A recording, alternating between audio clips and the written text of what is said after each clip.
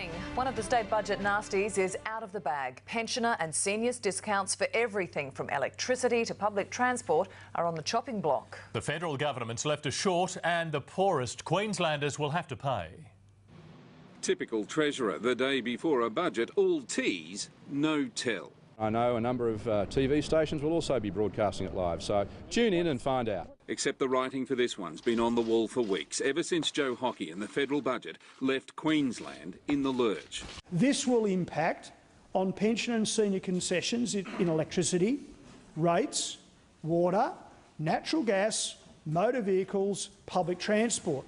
Of the $486 million Queensland spends on pensioner discounts, 10% comes from Canberra and it vanishes at the end of this month.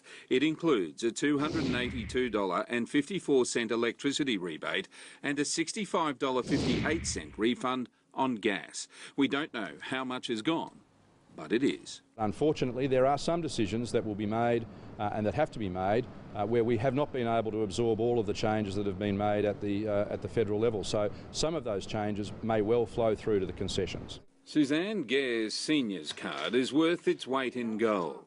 I'm afeared to think what may happen if they take away the current discounts. Especially since her concessions will be cut on the 1st of July at the same time her electricity bill is about to rise. I live really, like many pensioners, I live from fortnight to fortnight. Older Queenslanders really should be entitled to age with dignity, and scrimping and scraping their 5-cent pieces every week is no basis for dignity. Unions picketed Cabinet this morning. Only one minister ran the gauntlet. Well, they're in luck. They're not selling the poles and the wires, but we've got a big debt issue we'll have to deal with, and I only wish yelling and screaming would fix it. Labor says the government sold $11 billion worth of assets, including schools and other government buildings, already.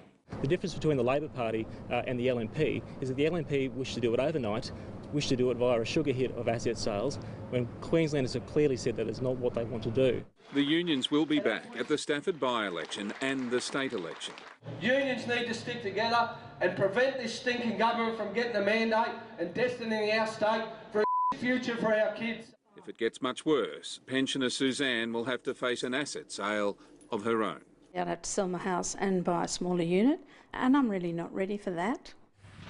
Live now to Shane Doherty. Shane, is there any good news in the budget? Well, Andrew, the government said it had three choices. It could cut services, it could raise taxes, or it could sell assets. Well, this afternoon, the Treasurer ruled out the first two. So that only leaves selling assets. Exactly which assets is the $30 billion question. We'll find out tomorrow. Andrew? All right, thank you, Shane.